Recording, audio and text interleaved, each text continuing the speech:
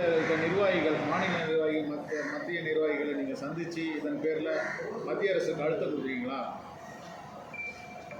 Sir, 23/12/2023 இவங்க கைது செய்யப்பட்ட உடனே ஜெயிலில் இருந்து நம்ம மீனவர்கள் அங்கே இருந்து ஒரு ஜெயிலருடைய உதவி மூலமாட்டு நமக்கு ஒரு தொலைபேசி அழைப்பு வருது.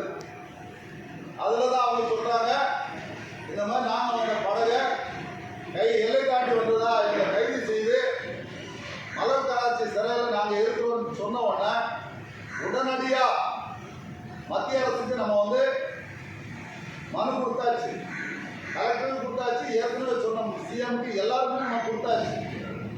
அதன் அடிப்படையில் இஸ்லாமாபாத்லேருந்து நமக்கு வந்த செய்தி, அங்கேருந்து இத்தனை மீனவர்கள் கைது செய்யப்பட்டுதான் எங்களுக்கு தெரியும், நாங்கள் நடவடிக்கை எடுத்துருக்கிறோம். எத்தனை வருஷம் நடவடிக்கை எடுத்துருக்கீங்க?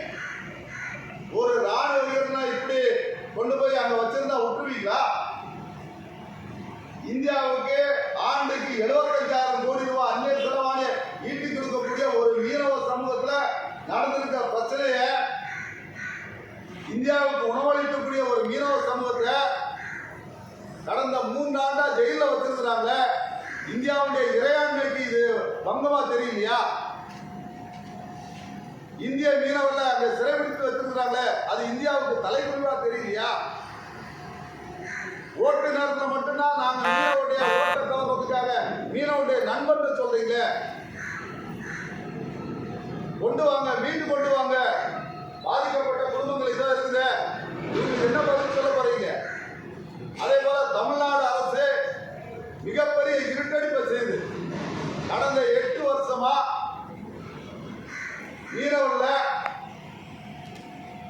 நீர்வள வாரியத்தில் உறுப்பினராக சேர்க்காத காரணத்தினால இதுல பாதிக்கப்பட்டிருக்கக்கூடிய 6 மீனவ குடும்பத்திற்கு, வெளிநாட்டு சிறைகளில் இருக்கக்கூடிய சிறைவாசிகளுக்கு ஒரு நாளைக்கு 500 ரூபாய் அவருக்கு தினப்படி வழங்கணும்.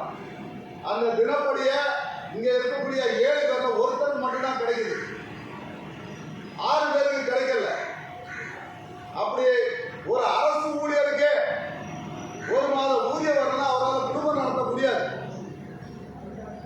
ஆனா இந்த 6 குடும்பமும் கணவர் ஜெயிலில் இருக்கிறார், வெளிநாட்டு சிறையில் இருக்கிறார், மாண்புமிகு தமிழக முதலமைச்சருடைய பொது நிவாரண நிதியும் கிடைக்கல, தினப்படியும் கிடைக்கல. ஏதோ ஒரு அசம்பாவிதம் நடந்து ஒருத்தர் செத்து போயிட்டானா எல்லாருமே 20 லட்சம் கொடுக்கறது, 30 லட்சம் கொடுக்கறது, கட்டி பிடிக்கிறது, போட்டோ எடுக்கிறதுலாம் செய்றீங்க. உங்களுக்கு அந்நிய செலவாணி ஈட்டி தரதுக்காகவும், இந்தியாவுடைய உணவு தேவையை உற்பத்தி செய்யறதுக்காகவும், பூர்த்தி செய்யறதுக்காகவும் மீன்பிடிக்க சென்ற 7 மீனவர்கள், ஒரு மீனவருக்கு மட்டும்தான் நலவாரியத்தின் மூலமாட்டு தினப்படி கிடைக்குது. மீதி 6 மீனவர்களும் மனு செய்து மீனவளத்துறைக்கா கலெக்டர் ஆபீஸுக்கு நடையா நடந்து சீப்போடு ஆகிப்போச்சு. யாருமே அதுக்கு மேல அரசாங்க நடவடிக்கை எடுக்கல, எங்களை கைவிட்டுட்டாங்க, கண்ணீரோட இங்க வந்திருக்கிறாங்க.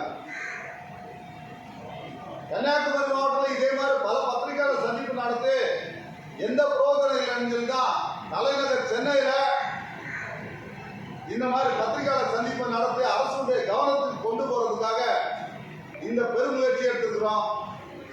இது உங்களுடைய மேலான ஆதரவை கொடுத்து இந்த பத்திரிகையாளர் சந்திப்பின் மூலமாட்டு எங்களுடைய செய்தியை உலகத்துக்கு எடுத்து சென்றதுக்கு நன்றி கூறி விடைபெறுகிறேன். நன்றி, வணக்கம்.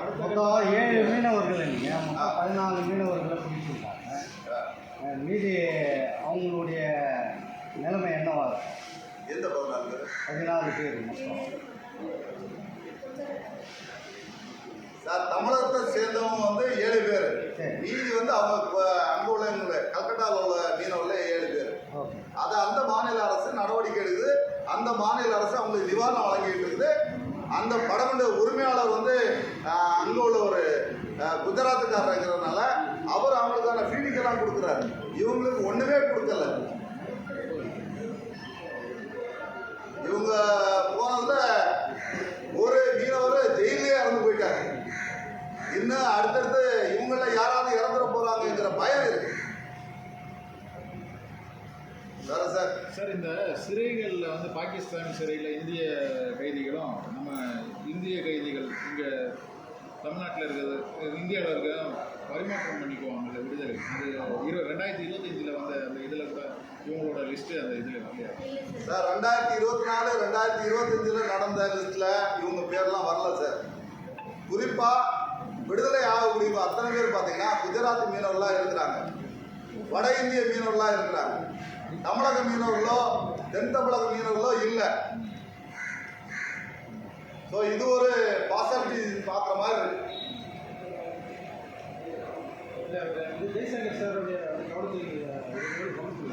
சார் அவருடைய கவனத்துக்கு போய் தான் சென்னையில் இருக்கக்கூடிய நம்ம மெரினா அலுவலகம் மெரினா பீச்சுக்கு எதிரில் இருக்கக்கூடிய வெளிநாடு அயலகத்துறையினுடைய இதிலிருந்து ஹை கமிஷன்லேருந்து வந்த லெட்ரு நாங்கள் அவங்க வந்து விடுதலை செய்வதற்கான முயற்சி எடுத்து கொடுக்குறோன்னு 3 வருஷமா பதில் எழுதி கொடுக்குறாங்க.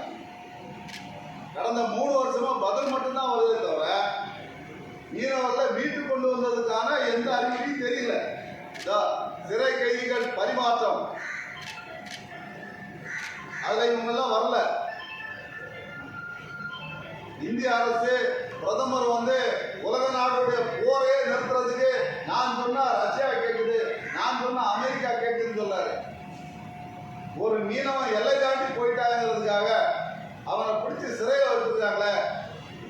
தமிழ்நாட்டுடைய பிஜேபியுடைய மாநில தலைவரான நயனா நாகேந்திரனுக்கு இந்த செய்தி போய் அவர் பிரதமர்கிட்ட சொல்லி அக்கா பாரதி சீனிவாசன் அவர்கள் அண்ணா எல்முருகன் போன்றவர்கள்லாம் இதை வந்து பிரதமருடைய கவனத்துக்கு எடுத்துட்டு போயிட்டு தமிழ்நாட்டை சார்ந்த ஜெய்சங்கர் தான் வெளியுறவுத்துறை அமைச்சராக இருக்கிறார். அவர் இந்த விஷயத்தில் உரிய கவனம் செலுத்தினார்னா வரக்கூடிய தேர்தலுக்கு முன்னாடி இந்த மீனவருடைய குடும்பத்தை மீட்டு கொடுக்கலாம். வரக்கூடிய தேர்தலுக்கு முன்னாடி இவங்க அத்தனை பேரும் சாகு வரை உண்ணாவிரதம் இருக்கிறதா அறிவிச்சிருக்கிறாங்க.